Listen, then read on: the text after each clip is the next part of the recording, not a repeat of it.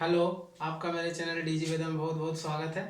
पिछले लेक्चर में जहाँ तक हम लोगों ने पढ़ा था आज उससे आगे पढ़ने वाले हैं। तो आज जो जो टॉपिक पढ़ने वाले हैं उसको मैंने बोर्ड पे लिखा, पहले उसके बारे में डिस्कस कर लेते हैं, फिर एक एक करके हम लोग अपने आज टॉपिक के बारे में पढ़ेंगे। तो चलिए आज का लेक्चर स्टार्ट करते हैं। सबसे पहले मैं आपको एटॉमिक नंबर 20 तक बताऊँगा, इसको आप याद कर लीजिएगा। और उसके बाद बताऊँगा एटॉमिक नंबर एंड मास कैसे निकाला जाता है किसी भी एलिमेंट का, ये मैं बताऊँगा। उसके बाद आज बहुत इंपॉर्टेंट भी आई, इसको कर लीजिए, ये हम लोग पढ़ने वाले हैं आइसोटॉप के बारे में। उसके बाद पढ़ेंगे आइसोबार और लास्ट में आज पढ़ेंगे how to calculate atomic weight of isotope. तो ये आज हमारे पूरे क्लास का एजेंडा है। अब प्लीज़ आप लोग से एक रिक्वेस्ट है कि अगर वीडियो अच्छा लगता हो तो मेरे वीडियो को लाइक कीजिए, चैनल को सब्सक्राइब कीजिए। चलिए एक एक कर करके टॉपिक डिस्कस करते हैं। तो सबसे पहले मैंने जैसे बताया कि आज आप लोग को सबसे पहले मैं एटॉमिक नंबर बताने वाला हूँ। तो 1 से 20 तक मैं आपको एटॉमिक नंबर बता देता हूँ, इसको आप रिमेम्बर कर लीजिएगा। Hydrogen, helium, lithium, beryllium, boron, carbon, nitrogen, oxygen, fluorine, neon, sodium, magnesium, aluminium, silicon, phosphorus, sulphur, chlorine, argon, potassium, calcium. तो देखिए ये 1 से 20 तक एटॉमिक नंबर मैंने लिख दिया, इसको आप अच्छे से रिमेम्बर कर लीजिएगा। इसका अगर आने वाले चैप्टर में बहुत यूज होगा, ऐसे भी बहुत इंपॉर्टेंट है। हायर क्लासेस में भी 1 से 30 तक याद करना है। तो अभी अगर आप 1 से 20 तक याद कर लेते हैं तो आगे आपको बहुत बेनिफिट होगा। एक बार मैं फिर से रिपीट कर देता हूँ, जिससे जैसे आपको याद करने में आसानी हो।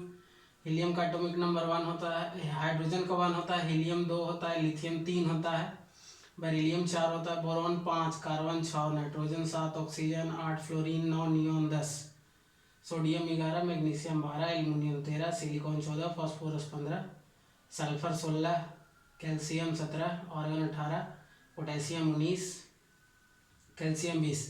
अब इसमें से मैं हाईलाइट कर देता हूँ रेड कलर से कि कौन कौन इनर्ट गैस है। इनर्ट गैस या इनर्ट एलिमेंट जिसको भी बोलते हैं, वो कौन कौन है जो कभी भी किसी भी केमिकल में पार्टिसिपेट नहीं होता, क्योंकि किसी का ड्यूलेट तो किसी का ऑक्टेट पूरा होता है। देखिए एक एलिमेंट हीलियम है जो ड्यूलेट पूरा करता है। ड्यूलेट मेरा बोलने का मतलब है कि वो दो ही, हीलियम जो है उसके आउटर मोस्ट ऑर्बिट में 2 इलेक्ट्रॉन होते हैं। और हीलियम का जो है इलेक्ट्रॉनिक कॉन्फ़िगरेशन कुछ ऐसा होता है, तो ये 2 ही इलेक्ट्रॉन में स्टेबल हो जाता है। तो ये इसको आप याद रखिएगा, ये ड्यूलेट पूरा करता है और स्टेबल हो जाता है। बाकी जितने भी एलिमेंट है जो भी कोई भी केमिकल रिएक्शन करते हैं तो वो ऑक्टेट पूरा करते हैं। तो देखिए मैं बता देता हूँ कौन कौन इसमें से है जो इनर्ट गैस है। सबसे पहला तो हीलियम है, उसके बाद आ जाइए आप नियॉन आ गया, उसके बाद आ गया ऑर्गन। 20 तक में यही है। इसके अलावा भी होता है helium, neon, organ, krypton, xenon और रेडॉन। इसको आप जब आगे पढ़िएगा हायर क्लासेस में तो ये बस आप याद कर लीजिएगा कि 6 जो है वो इनर्ट गैस होते हैं। इसको नोबल एलिमेंट भी बोलते हैं। नोबल इसलिए बोलते हैं क्योंकि किसी के साथ रिएक्ट नहीं करते हैं, आइडियल है, इसलिए इसको आइडियल गैस बोला जाता है। आइडल और रिएक्टिव ये दोनों दूसरों क्या है, अपोजिट है। तो ये आइडल है, ये रिएक्ट नहीं करते हैं। तो 20 तक में जो है उसको मैंने हाईलाइट कर दिया है। 20 के बाद भी है उसको मैंने बता दिया है। तो ये आप याद कर लीजिएगा 1 से 20 तक है। इसमें कौन कौन इनर्ट गैस है इसको भी आप याद कर लीजिएगा। देखिए यहाँ पे एक चीज़ आपने गौर किया होगा कि मैंने जो भी सिंबल लिखा है उसका फर्स्ट जो लेटर है वो कैपिटल है। फर्स्ट लेटर है जो कोई कोई ऐसे एलिमेंट है जिनको 2 डिजिट दो अल्फ़ाबेट से मैंने डिनोट किया है। जैसे कि हो गया हीलियम, तो इसका फर्स्ट वर्ड है वो कैपिटल है, बाद वाला स्मॉल है। यहाँ पे देख लीजिए लिथियम, यहाँ पे देख लीजिए जो भी है जो 2 वर्ड का है, जो सिंगल वर्ड है वो तो कैपिटल ही है। कैल्शियम में देख लीजिए, एल्युमिनियम में देख लीजिए, मैग्नीशियम में देख लीजिए, ऑर्गन कैल्शियम। तो ये यहाँ पे आप एक पॉइंट नोट करके लिख सकते हैं कि जब भी हम एलिमेंट का नोटेशन लिखते हैं तो उसका फर्स्ट जो वर्ड होता है वो कैपिटल होता है, उसको ब्लॉक लेटर भी बोला जाता है। तो फर्स्ट जो अल्फ़ाबेट होता है वो ब्लॉक लेटर होता है, दूसरा जो होता है वो स्मॉल, इसको लोअर केस भी बोलते हैं, इसको लोअर केस भी बोलते हैं, इसको अपर केस भी बोलते हैं, या ब्लॉक लेटर या कैपिटल लेटर, तीनों चीज़ बोला जाता है। तो ये आप याद कर लीजिएगा, छोटी सी चीज़ है लेकिन इसको आपको ये जानना बहुत ज़रूरी है। अदरवाइज कई बार अगर आप, जैसे ये बेरिलियम है तो बेरिलियम के अगर आप ऐसे लिख देते हैं BA, तो ये बहुत बड़ा ब्लंडर होगा। कोई भी अगर टीचर ये देख लेगा तो इसको आप काट देगा, क्योंकि ये रॉन्ग मेथड है। सही मेथड जो है वो है कि फर्स्ट वर्ड है वो रहेगा कैपिटल, और जो सेकंड वर्ड है लेटर है वो रहेगा स्मॉल। तो यहाँ तक हम लोगों ने क्या क्या पढ़ा, मैं एटॉमिक नंबर अप टू 20 तक हो गया, इसको आप याद कर लीजिएगा। और इसके बाद ये देखिए हमारा जो ये हो गया एटॉमिक नंबर अप टू 20 हमने बता दिया। अब इसके बाद हम लोग पढ़ने वाले हैं atomic number and mass number. तो चलिए पढ़ते हैं एटॉमिक नंबर और मास नंबर के बारे में। इसको आप लोगों ने लिख लिया होगा या क्या, तो अब मैं इसको रफ कर देता हूँ। अगर नहीं लिखे होगा तो फिर से वीडियो को रिप्ले करके लिख लीजिएगा।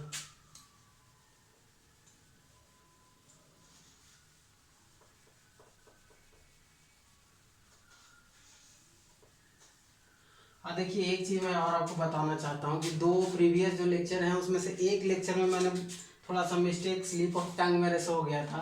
मैंने बताया था कि जो एटम होता है उसके अंदर न्यूक्लियस, इसके साइज का जो मैंने कंपेरिजन किया था कि जो एटम का साइज होता है वो न्यूक्लियस के साइज से 105 मैंने बता दिया था, 105, जो कि ये गलत है। ये मैंने थोड़ा सा मिस्टेक कर दिया था, 10⁵ होता है। तो इसके लिए आपसे मैं माफ़ी चाहूँगा। जो एटम का साइज होता है वो न्यूक्लियस के साइज से 10⁵ टाइम्स से ज़्यादा होता है, 10⁵, जबकि मैंने 105 बता दिया था। ये तो बहुत ही कम होगा, ये संभव ही नहीं है कि इतना कम रहेगा, ये बहुत ज़्यादा होता है, 10⁵ के ऑर्डर में होता है। तो ये आप एक वीडियो ये आप याद कर लीजिएगा, जो मैंने प्रीवियस लेक्चर में गलत बताया था, स्लिप ऑफ टंग हो गया था मेरे से, तो इसको मैं फिर से भूल सुधार में आपको बता दे रहा हूँ। और एक पिछले लेक्चर में मेरे से गलती हो गया था कि मैंने हाइड्रोजन का जो बताया था, हाइड्रोजन के बारे में बताया था, तो हाइड्रोजन में मैंने लिखा सही था लेकिन लास्ट में मैंने बोल गलत दिया था। एक्चुअली में हाइड्रोजन का कुछ इस तरह का स्ट्रक्चर होता है, एक इलेक्ट्रॉन होता है, एक प्रोटॉन होता है, और इसमें न्यूट्रॉन नहीं होता है। ये बात हमेशा आप याद रख लीजिएगा, न्यूट्रॉन इसमें नहीं होता है। आज मैं एकदम कन्फर्म, उस दिन मैं बताया था लेकिन फिर लास्ट में स्लिप ऑफ टंग हो जाने के कारण मैं उसको फिर जस्टिफाई नहीं कर पाया। ऐसे भी सोचने वाली बात है, इलेक्ट्रॉन होगा तो प्रोटॉन होना ही है, पॉजिटिव, ये निगेटिव चार्ज, ये निगेटिव होता है, ये पॉजिटिव होता है, इसमें कोई चार्ज नहीं होता, जीरो चार्ज होता है, तभी तो ये हाइड्रोजन जो है इलेक्ट्रिकली न्यूट्रल रहेगा, अदरवाइज वो इलेक्ट्रिकली न्यूट्रल तो रह ही नहीं पाएगा। तो ये भी मैं उसको रेक्टिफाई कर लीजिएगा आप उस वीडियो को अगर आपने देखा होगा तो। ये जो होता है इसमें न्यूट्रॉन नहीं होता है। तो चलिए, आज ये दोनों भूल सुधार मुझे बताना था वो मैंने आप लोगों को बता दिया। अब आज के लेक्चर की तरफ बढ़ते हैं। तो अभी तक हम लोगों ने एटॉमिक नंबर 20 तक देख लिया है। अब हम लोग आगे पढ़ने वाले हैं एटॉमिक नंबर और मास नंबर। एटॉमिक नंबर तो मैं बता दिया। देखिए, अब जो एटॉमिक नंबर होता है उसको, एटॉमिक नंबर को जेड से डिनोट करते हैं, ये बात आप याद रख लीजिएगा। छोटी छोटी चीज़ें हैं लेकिन अभी जानना बहुत ज़रूरी है। इसका नोटेशन होता है एटॉमिक नंबर का जेड होता है। जैसे अगर Z of sodium equal to, तो 11 हो जाएगा। सोडियम का जो एटॉमिक नंबर होगा वो 11 हो जाएगा। और मास नंबर को हम लोग मास नंबर को हम लोग डिनोट करते हैं ए से। तो ये दोनों चीज़ आप लिख लीजिए अपने नोटबुक में। मास नंबर को ए से डिनोट करते हैं और एटॉमिक नंबर को जेड से डिनोट करते हैं। एक बार फिर से मैं रिपीट कर रहा हूँ, एटॉमिक नंबर को जेड से रिप्रेजेंट किया जाता है, इसका नोटेशन है। मास नंबर को ए से रिप्रेजेंट किया जाता है। देखिए, जैसे हम लोग का नाम होता है वैसे ही एलिमेंट का भी नाम होता है। तो एलिमेंट का नाम होता है, लेकिन अब क्या होता है कि पूरा एलिमेंट का हम नाम लिखते नहीं हैं हमेशा, उसका सिंबल यूज करते हैं। तो सिंबल के लिए तो मैं आपको बता दिया कि जो उसका सिंबल होगा, जैसे अब सोडियम हो गया तो Na लिखेंगे, इसका फर्स्ट लेटर जो होगा वो कैपिटल होगा, बाद वाला होगा वह स्मॉल होगा। इसके अलावा भी जैसे अब इसमें एटॉमिक नंबर होता है, तो एटॉमिक नंबर को हम लोग ऊपर में दिखाते हैं, यहाँ पे एटॉमिक नंबर रहेगा और यहाँ पे मास नंबर रहेगा। एक ये स्टैंडर्ड तरीका है दिखाने का, ऐसा नहीं कि हम लोग किसी भी तरह से दिखा रहे होंगे, ये स्टैंडर्ड तरीका है, इसी से दिखाया जाता है। तो देखिए अब मैंने आपको क्या बता दिया, एटॉमिक नंबर को Z से डिनोट करते हैं और मास नंबर को A से डिनोट करते हैं। तो किसी भी एलिमेंट को अगर दिखाना हो तो उसको देखिए ऐसे डिनोट करेंगे, आप इसको बहुत अच्छे से समझिए। बाय द वे कोई भी एलिमेंट है वो X है, कोई भी एलिमेंट हो सकता है, इसलिए मैंने X मान लिया। तो जो एटॉमिक नंबर होता है उसको Z से ऊपर में दिखाते हैं, मास नंबर जो होता है जिसको A लिखते हैं उसको नीचे दिखाते हैं। इस तरह से किसी भी एलिमेंट का ये जो है ये सिंबल दिखाने में हम ये भी यूज करते हैं। अब अगर कैल्शियम का दिखाना हो तो कैसे दिखाएंगे, हम लोग सब जानते हैं कि कैल्शियम का भी मैंने एटॉमिक नंबर बताया 20, इसका मास नंबर होता है 40। इस तरह से इसको हम दिखाएंगे, ऐसे भी जितना एलिमेंट है उसको आप दिखा सकते हैं। तो ये हमेशा आप याद रखिएगा कि मास नंबर होता है उसको A से डिनोट करते हैं, एटॉमिक नंबर होता है उसको Z से डिनोट करते हैं, और जो भी एलिमेंट है उसको लेफ्ट साइड में लिखा जाता है ना कि राइट साइड में। तो ये छोटी छोटी चीज़ें हैं लेकिन जानना बहुत ज़रूरी है, तो इसको आप अच्छे से अपने दिमाग में बैठा लीजिए। एक बार में अगर समझने में परेशानी हो रहा तो वीडियो को रिप्ले करके आप इसको समझ सकते हैं। तो चलिए अब इसके बाद आज जो हमारा टॉपिक है उसको देखते हैं। आज इसके बाद का जो हमारा टॉपिक है वो है, अभी तक हम लोगों ने क्या क्या पढ़ा, एटॉमिक नंबर पढ़ लिया, atomic mass and mass number पढ़ लिया। अब देखिए अब एटॉमिक नंबर और मास नंबर के बारे में मैंने नोटेशन बता दिया, अब इसके बाद आगे क्या होता है इसके बारे में वो मैं आपको बताता हूँ। देखिए एटॉमिक नंबर को शो करने का, मास नंबर को शो करने का तरीका बाय यूजिंग सिंबल मैंने अभी बता दिया। अब इसको निकालते कैसे हैं, तो देखिए जो एटॉमिक नंबर होता है, एटॉमिक नंबर ये प्रोटॉन के बराबर होता है। किसी भी एलिमेंट में जितना प्रोटॉन है उसके बराबर उसका एटॉमिक नंबर होगा। जैसे सोडियम हो गया या नियॉन हो गया, नियॉन का कितना होता है 10 होता है, तो इसमें कितना होगा 10 प्रोटॉन होगा। सोडियम होता है, सोडियम का कितना होता है एटॉमिक नंबर 11, यानी इसमें 11 प्रोटॉन होगा। और ये भी जानते होंगे कि इलेक्ट्रॉन की संख्या बराबर प्रोटॉन की संख्या, तो कई बार लोग समझ लेते हैं कि इलेक्ट्रॉन की संख्या के बराबर एटॉमिक नंबर होता है, लेकिन जो बेसिक बुक में दिया गया है वो प्रोटॉन को नोटिफाई किया गया है कि प्रोटॉन की संख्या के बराबर जो होता है वो एटॉमिक नंबर होता है। तो ये भी चीज़ आप अच्छे से याद रखिएगा। अगर कई बार एकदम स्पेसिफाई पूछ दिया जाए कि व्हाट अबाउट एटॉमिक नंबर, तो आपको अगर ऑप्शन में रहे कि it is equal two electron के नंबर के बराबर होता है, प्रोटॉन के नंबर के बराबर होता है, दोनों के नंबर के बराबर होता है, नन ऑफ दीज, तो आप हमेशा उस वाले ऑप्शन को टिक कीजिएगा जिसमें प्रोटॉन रहेगा, इलेक्ट्रॉन नहीं। क्योंकि जो बेसिक बताया गया है according to chemistry, basic chemistry, उसके अनुसार प्रोटॉन के संग, हालांकि आप बोलेंगे कि इलेक्ट्रॉन के बराबर प्रोटॉन होता है, ये मैं मान रहा हूँ, लेकिन फिर भी हम लोग जो दिया गया है बेसिक बुक्स में वो ये दिया गया है कि वो प्रोटॉन की संख्या के बराबर क्या होता है एटॉमिक नंबर। एटॉमिक नंबर को हम लोग शो क्या से करते हैं, अभी मैंने बताया है जेड से। तो ये हो गया एटॉमिक नंबर। अब चलिए एटॉमिक मास के बारे में थोड़ा सा डिस्कस कर लेते हैं, उसके बाद ये वाला मेरा सब टॉपिक आज का ये क्लियर हो जाएगा। तो देखिए अब मास नंबर के बारे में बताते हैं। देखिए ऐसे भी जानते होंगे कि किसी भी चीज़ का माना जाता है कि जो मास होता है ना उसके केंद्र में समाहित होता है। Mass is accumulated at the centre of any body. Object हो सकता है, हम हो सकते हैं। जैसे रफली बोला जाए कि हमारे बॉडी का सेंटर ऑफ मास कहाँ पे होता है, हालांकि ये फिजिक्स का चीज़ हो गया, लेकिन मैं थोड़ा सा रफली आइडिया दे देता हूँ कि मास होता क्या है। तो हमारे अगर बॉडी के मास की बात किया जाए कि सेंटर ऑफ मास कहाँ है, तो नेवल के पास, नाभि के पास हमारा सेंटर ऑफ मास होता है। वैसे ही देखिए जिसने मैंने अभी एटम के बारे में बताया है, तो एटम के न्यूक्लियस में क्या क्या रहते हैं, प्रोटॉन रहता है प्लस न्यूट्रॉन रहता है। तो यही जो है यही मास नंबर को डिनोट किया जाता है, यही होता है मास नंबर। यानी किसी भी एलिमेंट में प्रोटॉन की संख्या प्लस न्यूट्रॉन की संख्या के समेशन को हम लोग क्या बोलते हैं, मास नंबर। और मास नंबर को क्या से डिनोट करते हैं, ए से। ए बराबर क्या हो जाएगा, number of proton plus number of neutron, यही हो जाएगा मास नंबर। ये क्या हो जाएगा, मास नंबर। तो मास नंबर के बारे में हम लोग पढ़ लिया। एटॉमिक नंबर के बारे में अभी मैंने बताया, मास नंबर भी पढ़ लिया कि किसी भी एलिमेंट का मास नंबर। अब जैसे किसका मास नंबर निकालना चाहते हैं, चलिए सबसे अच्छा मैं निकाल के बताता हूँ सोडियम का। तो सोडियम में कितना होता है प्रोटॉन, तो इलेक्ट्रॉन के बराबर प्रोटॉन होता है, तो 11 हो गया, और न्यूट्रॉन भी 11 होता है, रफली 22 होता है। रफली मैं इसलिए बोल रहा हूँ कि अभी इसके बाद मैं बताऊँगा कि रफली क्यों बोल रहा हूँ, क्योंकि इसके बाद हम लोग पढ़ने वाले हैं आइसोटॉप। तो आइसोटॉप में मैं बताऊँगा कि एग्जैक्ट क्यों नहीं होता है। कुछ कुछ ऐसे एलिमेंट होते हैं जिस एक से ज़्यादा रूप में पाए जाते हैं, तो उनको आइसोटॉप बोलते हैं। तो चलिए अब इसके बाद का टॉपिक पढ़ते हैं।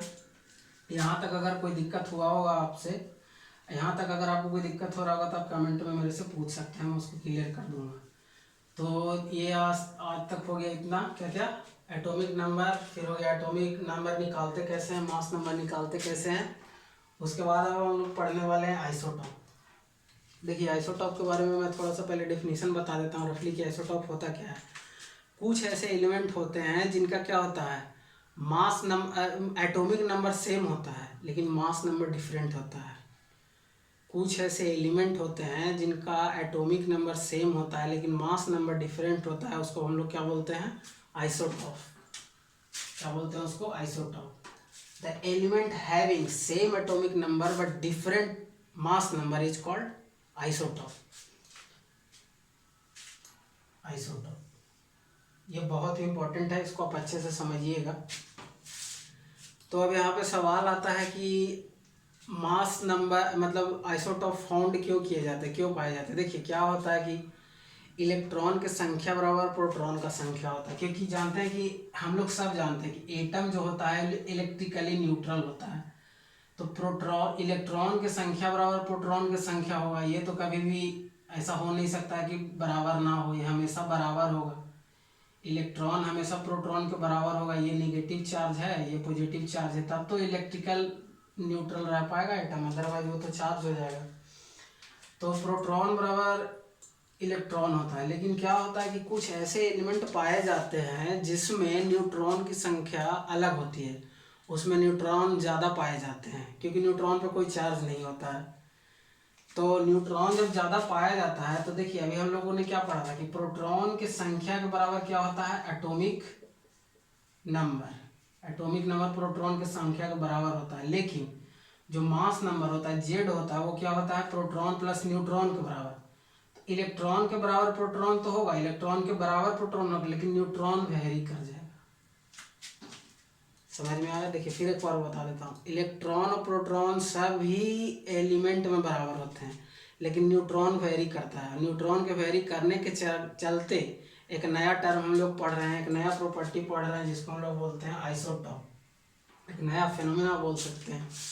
तो ये हुआ आइसोटॉप। पूछा जाए आपसे कि आइसोटॉप में बेसिक डिफरेंस क्या है, वो क्यों पाया जाता है, तो आप बताइएगा कि जो भी एलिमेंट कुछ ऐसे एलिमेंट पाए जाते हैं जिसमें प्रोटॉन और इलेक्ट्रॉन तो सेम होता है बट न्यूट्रॉन का संख्या डिफर कर जाता है, इसलिए आइसोटॉप के बारे में पढ़ते हैं। अब देखिए मैं आपको कुछ आइसोटॉप के बारे में बताऊंगा।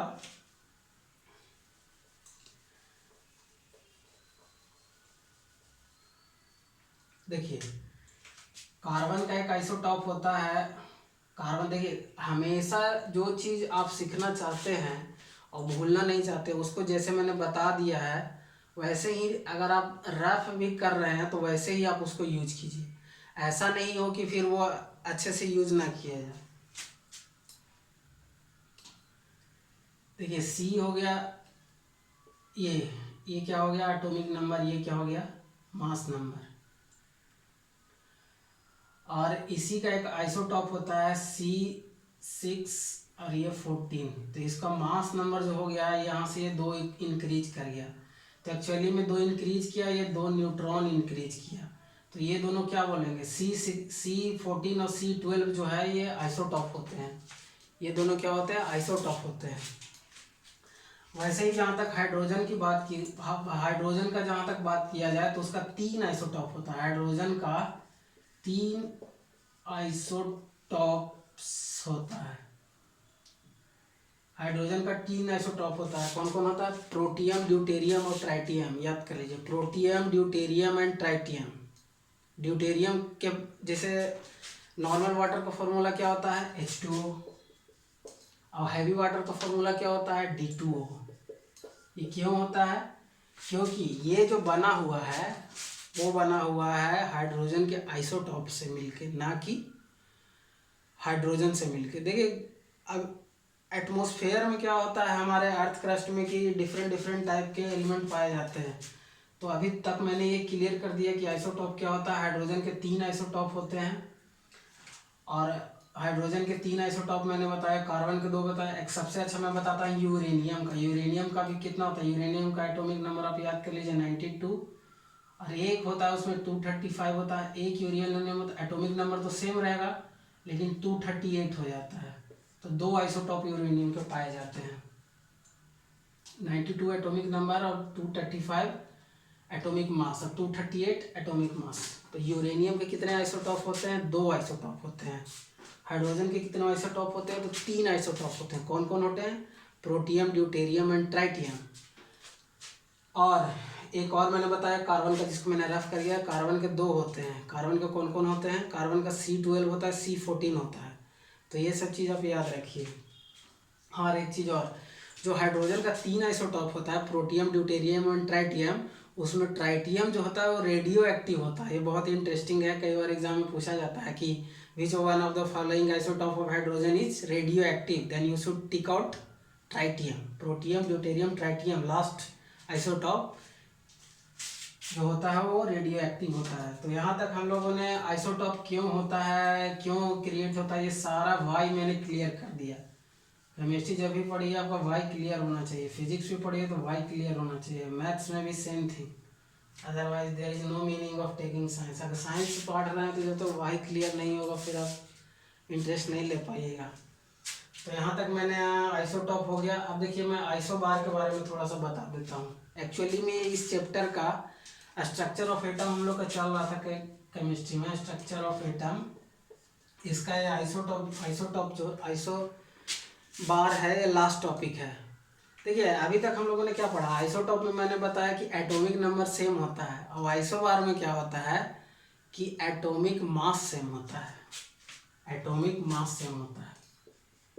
Isobar equal to mass number is equal. जैसे ऑर्गन एंड कैल्शियम, ये 2 एग्जाम्पल है, इसको अच्छे से याद रखिएगा। ऑर्गन एंड कैल्शियम जो है वो आइसोबार है। अब देखिए, इसको मैं बताता हूँ। आर्गन का एटॉमिक नंबर मैंने कितना बताया था? 18 होता है। कैल्शियम का एटॉमिक नंबर 20 होता है। तो इसमें क्या होता है? इसमें 18 इलेक्ट्रॉन है तो 18 प्रोटॉन होगा, लेकिन इसमें न्यूट्रॉन जो होता है वो 22 होता है। तो मास नंबर क्या हो जाएगा? 18 टू 40 हो जाएगा। तो मास नंबर जिसको हम लोग ए से डिनोट करते हैं इक्वल टू 20 हो जाएगा। कैल्शियम में क्या होता है? 20 इलेक्ट्रॉन होता है, 20 प्रोटॉन होता है और 20 न्यूट्रॉन होता है। तो प्रोटॉन प्लस न्यूट्रॉन बराबर मास नंबर होता है, तो ए इक्वल टू 20। इस तरह से आप दे ए इक्वल टू 40। तो इस तरह से देख सकते हैं कि इसमें 2 न्यूट्रॉन बढ़ जाने के कारण क्या हुआ? ये दोनों आपस में क्या हो गए? आइसोबार हो गए। आइसोटॉप मैंने बता दिया, आइसोबार क्लियर कर दिया। ये दोनों में हो क्यों रहा है? देखिए, इलेक्ट्रॉन प्रोटॉन तो हमेशा बराबर रहेगा, न्यूट्रॉन के चलते ये सब चीज़ें हो रही है। एक चीज़ मैं और बताना चाहूँगा, एक चीज़ आप लिख लीजिए। जो आइसोटॉप होते हैं उनका केमिकल प्रॉपर्टी सेम होता है बट फिजिकल प्रॉपर्टी डिफरेंट होता है। एक बार मैं फिर से रिपीट करता हूँ, जितने भी आइसोटॉप होते हैं उनका केमिकल प्रॉपर्टी सेम होता है बट फिजिकल प्रॉपर्टी डिफरेंट होता है। Isotope have same chemical property but different physical property. आप डेफिनेशन में लिख लीजिए, ये अच्छा रहेगा। कभी भी आपका आइसोबार का डिफिनीशन आया, आइसोटॉप का डिफिनीशन आया, तो ये आप डिफिनीशन लिखिएगा। उसके बाद मैंने जो 2-3 एग्जाम्पल दिया है वो लिखिएगा और बताइएगा कि ऐसा होता क्यों है। जो भी जितने मार्क्स करेगा आपको पूरे मार्क्स मिलेंगे। तो यहाँ तक मैंने आइसोबार तक क्लियर कर दिया। अब एक चीज़ सबसे जो इंटरेस्टिंग है वो लास्ट है, वो मैं अभी यहाँ पे क्लियर करूँगा। उसके बाद ये हमारा चैप्टर ख़त्म हो जाएगा स्ट्रक्चर ऑफ एटम। फिर हम लोग अपने नए चैप्टर की ओर बढ़ जाएंगे। देखिए अब इस ये ऊपर का तो हो ही है, तो मैं इसको भी रफ कर देता हूँ और ऊपर में मैं इसको समझाता हूँ कि ये मैं क्यों बता रहा हूँ।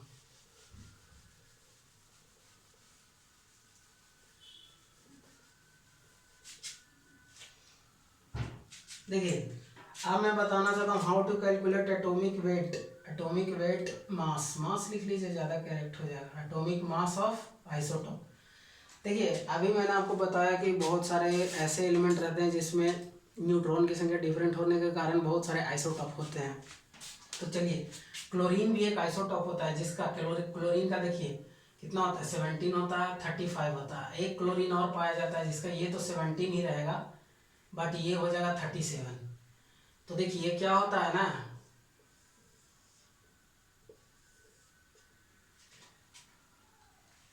देखिए ये दोनों का क्या होता है कि ये सेम हो जाता है, इस कारण से ये देखिए क्या एटॉमिक नंबर सेम हो गया, और ये इसका भी एटॉमिक नंबर सेम हो गया। बट न्यूट्रॉन की संख्या डिफर होने के कारण क्या होता है, न्यूट्रॉन का संख्या डिफर होने के कारण होता है कि दोनों का वो डिफर कर जाता है। न्यूट्रॉन का संख्या डिफर होने के कारण ये दोनों आइसोटॉप को फॉर्म कर। लेकिन देखिए अब जब इस तरह का केस आ जाए तो हम लोग फिर एटॉमिक मास निकालेंगे कैसे, तो हम लोग निकालते हैं एवरेज एटॉमिक मास। इसको आप स्टार करके लिख लीजिए। आइसोटॉप का हमेशा एवरेज एटॉमिक मास निकाला जाता है। एवरेज एटॉमिक आइसोटॉप का एवरेज एटॉमिक मास लिया जाता है। ये एकदम से आप स्टार मार करके इसको याद कर लीजिए। अब देखिए निकालते कैसे हैं ये मैं आपको बता देता हूँ। एक मैं बता दूंगा, बाकी अब जितने आइसोटॉप होते हैं उनका निकाल के देख सकते हैं। देखिए जो नेचर में कैल्शियम पाया जाता है, जितने भी कैल्शियम निकलता है, सॉरी क्लोरीन जितना भी पाया जाता है, वो जो ये वाला होता है जिसका 35 मास होता है, 3:1 के रेशियो में पाया जाता है। तो इसको अगर करना हो तो देखिए 35 इंटू ये जो है ये कितने परसेंट पाया जाता है, 75% एटमोसफेयर में पाया जाता है। एटमोसफेयर बोलने का मेरा यहाँ पे मतलब है कि जिस ओर से ये निकाला जाता है, ऐसा नहीं समझिएगा एटमोसफेयर जैसे कैल्शियम, जैसे इसका जो भी जहाँ से ये निकाला जाएगा, जिसे एक्सट्रैक्ट किया जाता है क्लोरीन, उसमें 35% ये इसका क्या होता है, ये वाला 75% पाया जाता है, प्लस 37 है ये 25% पाया जाता है। अब ये दोनों को आप साफ की रफ की, इसको 3 4 तो 105 आएगा डिवाइडेड बाय 4, प्लस इसको कीजिए 1 और ये 4, तो ये आ जाएगा 37/4। एलसीएम हो गया 4, ऊपर में ऐड किए 37 और ये हो गया 142 डिवाइडेड बाई 4, इसको आप कीजिएगा तो आ जाएगा 35.5। तो जो क्लोरीन का होता है इसी तरह से निकालते हैं। इसी को बोलते हैं, देखिए इसी को बोलते हैं एवरेज एटॉमिक वेट, ये आप कहोगे एटॉमिक वेट या मास बोल लीजिए। यहाँ तक तो मुझे नहीं लगता है, मैंने एक ही चीज़ को बार बार रिपीट करके बताया है कि जो भी पढ़ते हैं उनके लिए नया होता है, तो एक बार में शायद समझने में परेशानी हो। तो मैं भी छात्र जीवन से गुजरा हूँ, तो चीज़ों को बार बार पढ़ना पड़ता है, तब जाकर समझ में आता है। कुछ लोग का कैचिंग पावर अच्छा होता है तो वो जल्दी भी समझ जाते हैं, लेकिन मैं तो हर टाइप के उम्मीद करता हूँ कि मेरे चैनल पे हर टाइप के छात्र होंगे जो एक बार में भी समझते हैं, जो 3 बार में भी समझते हैं। इसलिए मैं बहुत इलाबोरेट करके चीज़ों को बहुत धीरे धीरे और बार बार मैं बताया हूँ। एक ही चीज़ को मैं बार बार इसलिए बोलता हूँ क्योंकि सबसे ज़्यादा सुनने से हमारे दिमाग में चीज़ों का क्या होता है कि इम्पैक्ट हो, तो वो बैठ जाता है, वो आपको लंबे समय तक याद रहेगा। तो वीडियो आप देखिएगा, साथ साथ ईयरफोन लगा कर सुनिएगा, तो वो आपके दिमाग में बैठा रहेगा। कभी भी उस चीज़ से रिलेटेड कोई क्वेश्चन आ जाएगा तो आपका दिमाग तुरंत रिस्पॉन्स देता है कि ये सही है ये गलत है। तो ये मैंने एवरेज निकालना सिखा दिया। दो टाइप का दो फाउंड होते हैं कैल्शियम का आइसोटॉप, दोनों का क्या होता है एटॉमिक आइसोटॉप, इनका एटॉमिक नंबर सेम होता है, एटॉमिक मास डिफरेंट होता है। 3:1 के रेशियो में होता है, यानी जो भी एटमॉस्फेयर में मिलता है, मतलब जिससे हम लोग ओर्स एक्सट्रैक्ट करते हैं, उसमें ये 75% मिलता है, ये क्या मिलता है 25% मिलता है। इसको सॉल्व किए तो इसका एवरेज एटॉमिक मास कितना आ गया 35.5, तो यही हो गया 35.5 यू। एब्सोल्यूट यू लिखते हैं unit absolute AMU atomic mass unit, उसमें यू लिखा है शॉर्ट में, उसको यू लिख देते हैं। तो यहाँ तक जो भी मैंने आज बताया, इसमें अगर आपको कोई दिक्कत होता हो तो प्लीज़ आप कमेंट बॉक्स में पूछ सकते हैं। तो चलिए आज ये चैप्टर कंप्लीट हो गया, स्ट्रक्चर ऑफ एटम। अगले क्लास में हम लोग नया टॉपिक के साथ आएंगे। और आप लोग से एक रिक्वेस्ट है, अगर आप लोग को वीडियो अच्छा लगता हो, आप लोग को जो मैं पढ़ा रहा हूँ समझ में आता हो, तो प्लीज़ चैनल को सब्सक्राइब कीजिए, वीडियो को लाइक कीजिए, और अच्छा नहीं लगता तो कमेंट में बताइए मैं क्या इम्प्रूव कर सकता हूँ। तो ठीक है, चलिए अगले क्लास में मिलते हैं। तब तक के लिए वीडियो देखने के लिए आपका बहुत बहुत धन्यवाद। आपका दिन शुभ हो।